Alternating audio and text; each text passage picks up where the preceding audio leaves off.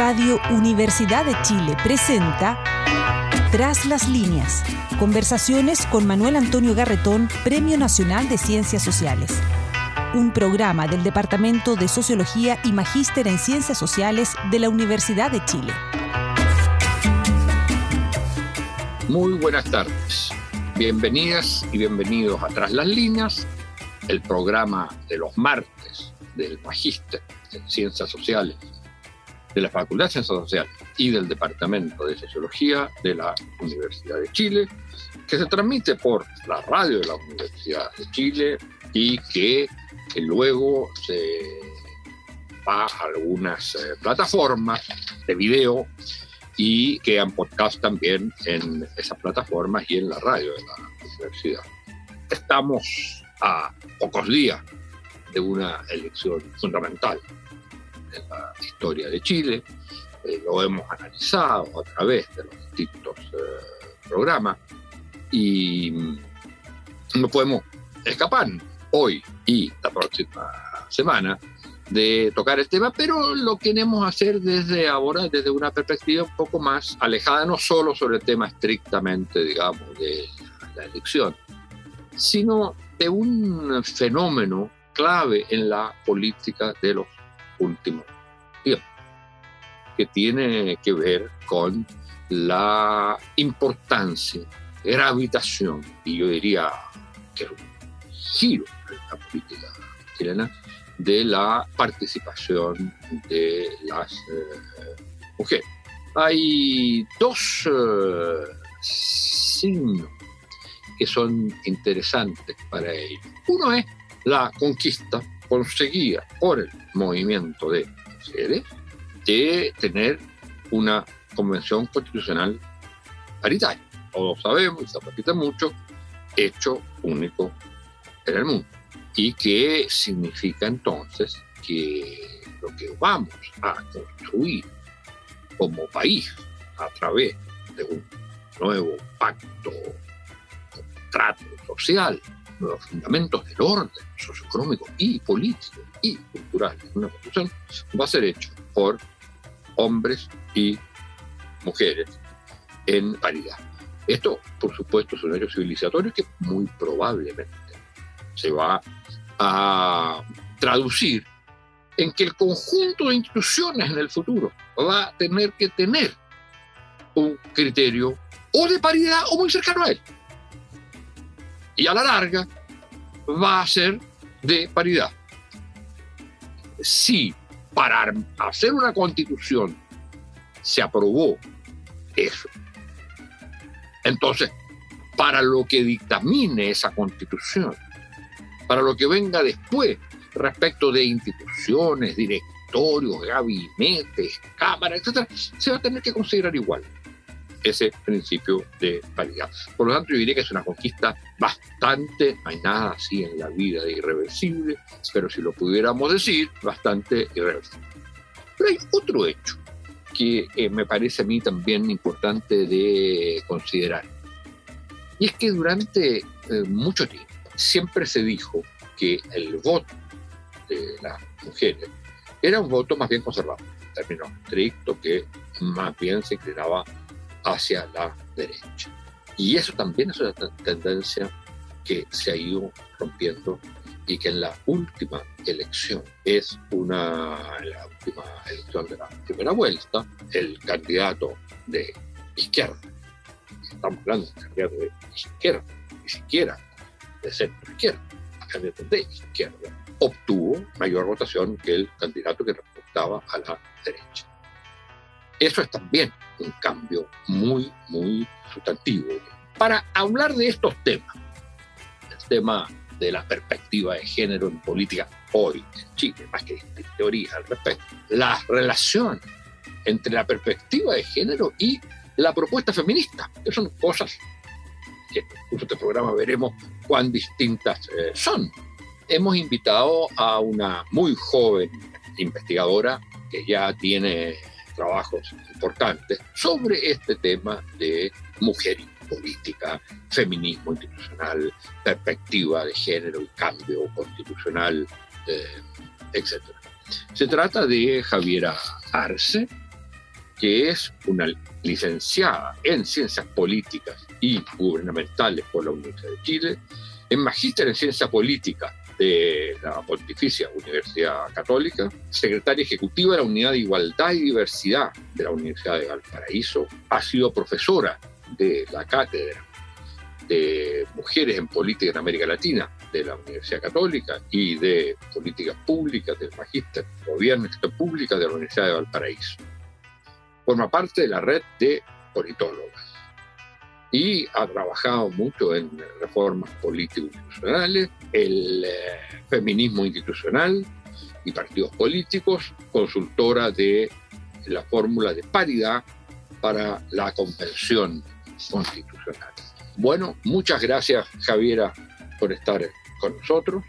Y yo quisiera partir preguntándote esto: el hecho que se vaya instaurando una perspectiva de género en los diversos ámbitos de la sociedad asegura que los postulados sustantivos, porque uno podría decir que la perspectiva de género se referiría a equilibrio de género, pero asegura que el contenido, los principios del feminismo se vayan a realizar, porque de alguna manera eso supondría que todas las mujeres, por el hecho de ser mujeres, tienen una misma visión de prácticamente todos los aspectos sustantivos de los distintos ámbitos de la sociedad, y donde entonces la división ideológica no entraría.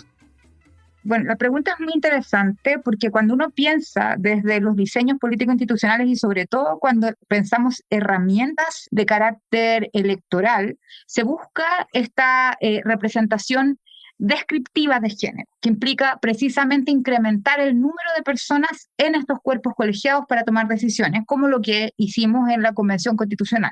Sin embargo, teníamos claro que en algún momento esta como presencia de las mujeres en la convención iba a estar atravesada por las diferencias significativas en materia, ya diría como de la dimensión ideológico-política y sobre todo de posturas que son bastante distintas en algunos casos. De acuerdo como al rendimiento mismo, si nosotros lo ponemos como en el caso de la Convención Constitucional, de las 57 mujeres que están, aproximadamente 31 se declaran feministas, ¿ya? Pero esto no ha dejado de tener una connotación, no sé si problemática, pero sí ha costado bastante ponerse de acuerdo. Y eso también es interesante de la pregunta que usted me hace, porque el tema del feminismo no es que todas las mujeres pensemos lo mismo.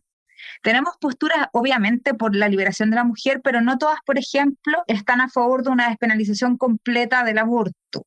Eso para mí debería ser una significación específica, pero hay mujeres, por ejemplo, en la derecha, que uno no podría acusar que son precisamente machistas, sino que por el contrario son las que ayudaron y abren las puertas para hacer reformas político-institucionales de estas características, como Marcela Sabat y otras más, que en efecto tienen posiciones pro mujeres, pero no son completamente feministas. Pero sí uno no podría, por ejemplo, como atribuirles cuestiones que son o como posturas excesivamente conservadoras como otras personas, no sé, como Teresa Marinovich, por ejemplo, u otras, ¿ya?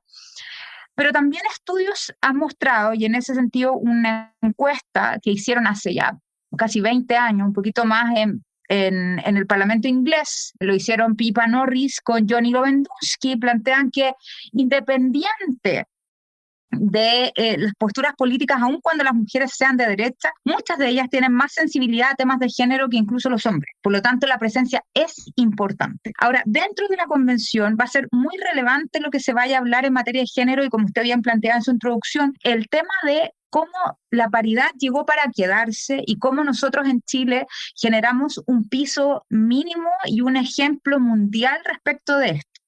Ahora, sobre los resultados electorales que tendremos y que nos aproximamos y el ánimo de la elección, eso también es interesante porque ocurre otro fenómeno, que por una parte el candidato de la izquierda saca más votos en mujeres también y todo, pero ocurre en la derecha una cosa que se llama el reactionary masculinity, que es una cosa bien horrorosa. ¿Cómo se llama? Como en el castellano es como masculinidad reaccionaria. Ya. Que da lo mismo que las mujeres seamos, o sea, para ellos es como que todo el feminismo es malo, entonces en las redes sociales a todas las feministas nos tratan de femiorcas, feas, etcétera, porque planteamos estas temáticas. Los niveles de agresividad hacia las líderes de opinión, hacia las políticas, es muy fuerte. ¿Y por qué es tan fuerte? Porque sienten amenazada su masculinidad con el avance de las mujeres en la esfera pública. Por ejemplo, Johannes Kaiser, cuando observamos lo que él ha planteado en estas como videos que han salido en este último tiempo, cuando dice como que es casi un reaccionario masculino de manual, como Bolsonaro, por ejemplo, que dice, bueno, pero hay que darle un premio a este que viola a mujeres feas, por ejemplo, a este hombre que corrige además a las mujeres feas o que son lesbianas, implica inmediatamente como que las mujeres les estorbamos también en la esfera pública. Entonces, con todos los avances también vienen retrocesos, y con este resultado que tuvimos en la primera vuelta, yo diría que no está consolidado el proceso feminista, y sobre todo aún, da lo mismo, aunque nos portemos bien, aunque las mujeres seamos súper centradas, o no les digamos nada, o se los digamos de manera educada, va a dar lo mismo, porque en realidad van a estar siempre contrario al avance de las mujeres en la esfera pública. Solo quería Ahora, terminar con eso. para entrar en esta discusión de la diferencia entre perspectiva de género y feminismo, el feminismo no, y entrando en temas que tienen que ver con lo que tú has estudiado, son la Convención Constitucional, los temas constitucionales. Uno puede entender que la discusión entre parlamentarismo, digamos, sistema político, que es uno de los temas que se ha discutido esta última semana y que es de la mayor importancia, digamos, porque distribuye el poder político. Uno entiende claramente que sería una perspectiva de género en ese debate, que incluso podría llegar a decir que, por ejemplo, en un sistema político tiene que regir la paridad, que para eso hay que asegurar todos los mecanismos por los cuales realmente haya paridad, pero ¿qué pasa con las elecciones unipersonales? Y entonces uno podría decir, bueno, mire, lo que hay que hacer es que hay que alternar en las elecciones personales. Hay que alternar, sobre todo, digamos, uno podría decir, dejemos de lado la presidencia, porque además puede ser que no haya presidente en un nuevo sistema político, pero uno podría decir, por ejemplo, claramente en la alcaldía, a nivel de gobernaciones regionales, o también en la presidencia. Se va alternando por género. Entonces, uno diría, en esa cuestión, la perspectiva de género, en ese problema de perspectiva de género, puede verse clara. Pero la perspectiva propiamente feminista, no de género y de igualdad o paridad de género, sino la perspectiva feminista, si yo planteo el tema del trabajo, está claro, ahí sí podemos ver claramente una perspectiva feminista. No todos estarán de acuerdo, pero por ejemplo, en el régimen político, ¿hay una perspectiva feminista propiamente tal, más allá del tema de la perspectiva de género? Ahí yo quiero distinguir algo, que tiene que ver precisamente con cuestiones más bien de qué significan cada uno. La perspectiva de género es lo que se llama, o la transversalización de género, es una cuestión que se transformó en una cosa media técnica en algún momento, que venía de las Naciones Unidas y que se presentaban, por ejemplo, técnicas específicas que trabajan para el Estado, como estas burócratas feministas o burócratas expertas en género, que van a ir transformando y introduciendo el género en la corriente principal. Pero no hay un cuestionamiento, y eso es una corriente muy liberal, además. No hay un enganche, se podría decir, ideológico con las perspectivas transformativas, lo que tendría el feminismo, ¿ya? El feminismo ya como declarado como idea política de la transformación. Y en ese sentido, cuando nosotros pensamos el sistema político, muchas personas han dicho, bueno, es que el parlamentarismo es lo mejor porque eso podría asegurarnos paridad en todos los cargos. La verdad es que cuando nosotros pensamos eso, lo que hemos trabajado con mis colegas básicamente es que no es tan así. Esto va a requerir cuestiones o perspectivas transformativas más ligadas como a temas relativos a posiciones de los países, o cómo las listas, por ejemplo, en este caso a nivel nacional, regional o comunal, se van a ir conformando. Por ejemplo, si yo pienso en un presidencialismo nuevo, un presidencialismo atenuado, equilibrado, como hay una de las posturas que en este momento está tomando ciertos rasgos, se puede combinar el presidencialismo en duplas, por ejemplo, candidatura presidencial de un género versus candidatura a vicepresidente de otro género, y ponerlo obligatoriamente. Si la candidata es mujer, el vicepresidente tiene que ser hombre, por obligación.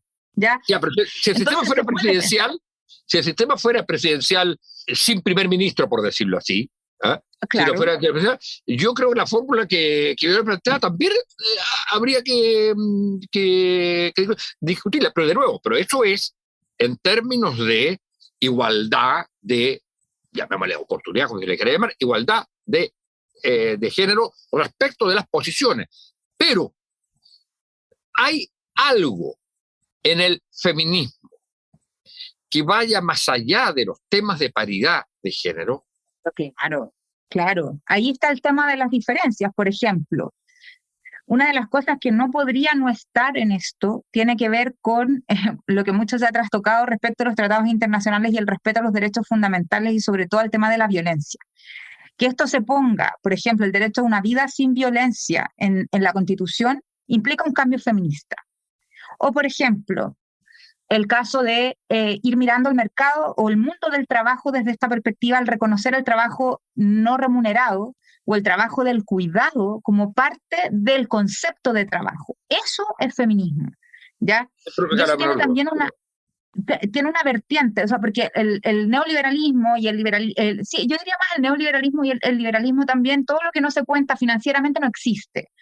Y siempre se basó como en el espacio más del trabajo, más dentro de la casa, como esta división que existía entre el mundo público y el privado. Entonces lo que ocurre en el mundo privado no existe o no tiene un reflejo en el mundo público, y todo el trabajo, el valor del trabajo es solamente el que tiene el valor económico, no lo que existe dentro de la casa. Y eso es feminismo. Cuando nosotros vamos develando y vamos terminando con estas relaciones económicas de sumisión finalmente y de dominación hacia las mujeres, hay evidentemente una crítica política sustantiva en eso. Y esa es una discusión que va a ser muy difícil de llevar a cabo. Yo no sé si las compañeras que están en la convención la han estado mirando, porque tiene que ver con ir al centro del capital. Otra de las posturas también ideológicas en ese sentido, porque por lo menos para mí, yo que me considero feminista socialista, es precisamente la discusión ambiental y cómo nosotros vamos como barajando el tema del cuidado de la vida también con el cuidado del medio ambiente. Y a veces el cuidado del medio ambiente se contrapone a muchas visiones expansionistas económicas, solamente crecimiento, pero despreocupándonos del lado del cuidado del medio ambiente. Y por último, hay otra postura que yo creo que es fundamental, que tiene que ver con la autonomía del cuerpo de las mujeres. O sea, si las mujeres no están a favor del aborto libre, sin causales, por supuesto con acompañamiento y todo eso, es muy difícil que se pueda denominar, para mí por lo menos, dentro del concepto del feminismo, que tiene que ver precisamente con garantizar una atención médica, que sería en este caso la interrupción voluntaria del embarazo. Yo creo que esas son como las 4 o 5 aristas que definen finalmente las diferencias políticas entre las mujeres. Claro, y digamos, lo que me interesaba sobre todo resaltar era esta diferencia entre, digamos, la no identificación necesaria entre perspectiva de género y feminismo. Porque aquí hay una cuestión que yo creo que también es muy de fondo y sustantiva, y voy a volver a usar esa palabra, de tipo civilizatorio, y es que, en términos estrictos, suponiendo, hay toda una discusión si lo que existe hoy día es un régimen de patriarcado o no, porque el término de régimen de patriarcado en términos clásicos jurídicos no lo sería, pero habría una sociedad patriarcal, digamos, con el predominio de lo masculino. Rita Segato lo plantea como tal. Ella habla de la sociedad patriarcal, pero que además va acompañada, por ejemplo. Por eso el feminismo tampoco, yo lo veo muy de la mano con el capitalismo, con la defensa a un neoliberalismo tan férreo, como en algunos casos se quiere como montar. Acá hay un problema ideológico más de fondo. Cuando nosotros planteamos el feminismo desde mi perspectiva no tiene ni una negociación ni ningún acercamiento hacia este modelo que tenemos de depredación y este modelo de muerte que dirían algunas autoras. Y por eso el patriarcado además se sustenta en esta alianza con un modelo político súper elitista, pero además muy colonial también. Y por pero otro hay lado... una cosa, pero hay, a ver, pero tenemos, digamos, usted puede tener una sociedad, digamos, básicamente neoliberal, y eso, superar la sociedad neoliberal, que deje de ser una sociedad neoliberal y sin embargo seguir siendo una sociedad patriarcal. O sea, neoliberalismo y patriarcalismo son cosas distintas. Usted puede luchar con... Incluso más, no necesariamente el orden o la sociedad patriarcal requiere al capitalismo. Es decir, es posible perfectamente una sociedad patriarcal como fue la sociedad de la Edad Media, como fueron las sociedades preindustriales, que eran sociedades patriarcales y no eran capitalistas. O sea, hay algo, la superación del capitalismo no exige la superación del patriarcalismo. De hecho, para las feministas teóricamente, ya, el pero socialismo... para las feministas socialistas, sí. Sí, porque son socialistas, creo... perdón, pero es que son dos cosas distintas. Lo que quiero decir es que yo creo que es muy importante hacer la distinción, porque claro, si es así, si usted supera el orden neoliberal, supongamos, y lo ha identificado con el orden patriarcal, el feminismo de alguna manera terminaría cuando termine el orden neoliberal, que no falta mucho tiempo, creo yo, para que eso termine. Y sin embargo, vamos a seguir teniendo una sociedad patriarcal, que es algo distinto, que se puede apoyar en el capitalismo, que se puede apoyar en el neoliberalismo, que puede tener grandes connivencias, pero usted puede superar capitalismo y neoliberalismo sin superar el orden patriarcal, ¿o no? Yo diría que no, el orden patriarcal también tiene otros orígenes y ahí usted está muy cierto. Porque claro, el patriarcado, por ejemplo, y como lo define Rita Segato, el precolonial, si bien existía, no era de tanta intensidad como el patriarcado colonial, cuando ya venía este conquistador a dejar o a someter finalmente a hombres y mujeres, pero a las mujeres obviamente las sometían más, pero los hombres también quedaban sometidos a este modelo más bien colonial. En efecto, sí, en efecto tiene que ver este tema más bien con el despertar de las conciencias de las propias mujeres. Ahora, hay en combinación determinados sistemas que van a agudizar finalmente la posición de las mujeres en este sistema, como sería en este caso el neoliberalismo o el capitalismo, y por lo tanto incluso personas o autores como Carlos Marx también plantean en algún momento hacer una revisión, por ejemplo, en este mismo contexto, el modelo de familia. Y eso entrega ciertas luces de cómo ir conjugando estas ideas. Sin embargo, y acá también en ese sentido usted tiene mucha razón en algo, hay una autora que a mí me gusta mucho que se llama Chantal Mouffe, que ella plantea y se declara absolutamente feminista, pero se plantea muy enojada en algún momento, como en los años 60, con el Partido Socialista belga, porque en efecto sus compañeros de partido le dicen que para hacer la revolución hay que esperar primero que se acabe la lucha de clases para después empezar a introducir otras cosas que según ellos eran más postmateriales. Y para ella, en su concepto de democracia radical, este pensamiento quedaba un poco atrás.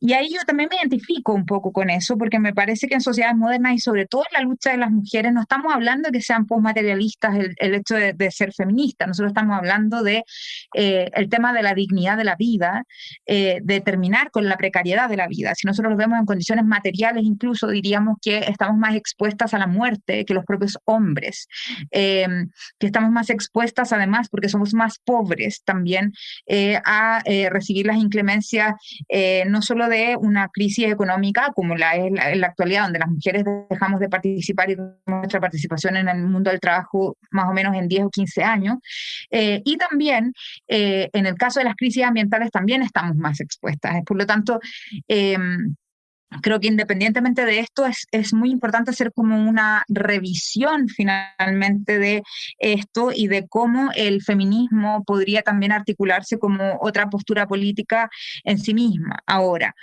esto también, por lo menos los partidos como feministas o las experiencias de ello en Chile no han sido tan exitosas, o los partidos de mujeres, por ejemplo, y eso también habría que revisar por qué en el caso de la acción política institucional, me refiero, no tienen el nivel de éxito que tienen sí los partidos mixtos o que a los cuales también el dominio patriarcal es mucho más fuerte. Mire, tenemos que ir terminando. Le quiero hacer una pregunta final para cerrar esto. En alguno de los trabajos tuyos se ha tocado el tema, tanto con otras colegas, de la relación, digamos, del feminismo o de la lucha de las mujeres y la pandemia. Si uno tuviera que hacer una síntesis breve, la situación de pandemia significó retraso, detención o capacidad efectiva, o sea, que haya realizado efectivamente una profundización de la perspectiva feminista. Interesante pregunta, no lo había pensado. Yo creo que primero va a develar una conciencia feminista, porque las mujeres van a empezar a hacer crisis con el tema de los cuidados. Eso es lo primero que se va a alertar. Y los trabajos van a empezar a tomar en cuenta que las mujeres están sobrecargadas con los cuidados. Quienes tuvimos la posibilidad, por supuesto, de hacer teletrabajo, hubo un evidente problema con eso. Pero en un segundo orden también es la conciencia de eso, de que las primeras que salen del mercado del trabajo son precisamente las mujeres, y las que quedan más precarizadas en ese sentido, y sobre todo las que van a perder competitividad en este mundo del trabajo. Por eso no es menor que tanto en el programa de Jasna Proboste, así como también en el programa de Gabriel Boric, haya habido una cápita especial para recuperar empleos con énfasis en las mujeres, ¿ya? Pero hay un tercer orden también que tiene que ver con la violencia de género, que eso también es importante. Las mujeres vieron afectadas no solamente en una pandemia de tipo médico, de enfermedades que se venían hacia nosotros, sino que también de cómo el hecho de estar en el encierro genera un problema de violencia de género muy fuerte, pero que también esto se expresa en un nivel de violencia en redes sociales que no habíamos visto con anterioridad. Entonces el fenómeno de la violencia también empieza como a producirse en esta pandemia. Yo creo que lo que sirvió la pandemia es para generar conciencia de género, y no es menor que hoy en día, y aquí me retorno al principio de la conversación, como usted mismo plantea, que las mujeres van a ser decisivas en esta elección que tenemos el domingo, porque dada los niveles de conciencia feminista, como diría la Julieta Kirgut, esa conciencia va a ser la que va a primar precisamente las decisiones que se tomen de aquí al domingo en términos electorales. Bueno, muchas gracias. Es bien interesante este último punto, en el sentido que la pandemia, más que decir un retraso o una profundización, hubo nuevos campos de lucha, nuevos espacios de lucha de los principios feministas, algunos de los cuales, en materia fáctica, sufrieron un retroceso, pero, por ejemplo, el caso del tema de la violencia, hubo más reconocimiento, pero al mismo tiempo eso significó mayor conciencia de esa violencia, y por lo tanto mayor rechazo, y eso significó, creo yo, hizo avanzar cuestiones que estaban retrasadas, pero que están vinculadas al tema de la violencia. En ese sentido, los temas digamos, la visibilización del trabajo femenino propiamente tal, de trabajo del cuidado, la necesidad de incorporar eso en el orden económico, etc. Bueno, muchas gracias, Javiera, por haber estado con nosotros en este programa. Espero que le vaya muy bien en sus estudios en el extranjero para realizar tu doctorado y muchas gracias por esta conversación. Y nosotros nos vemos la próxima semana, señoras y señores auditoras y auditores, en que ya podremos hacer un análisis de lo que fue estas elecciones presidenciales del próximo año. Muchas gracias. Radio Universidad de Chile presentó Tras las líneas.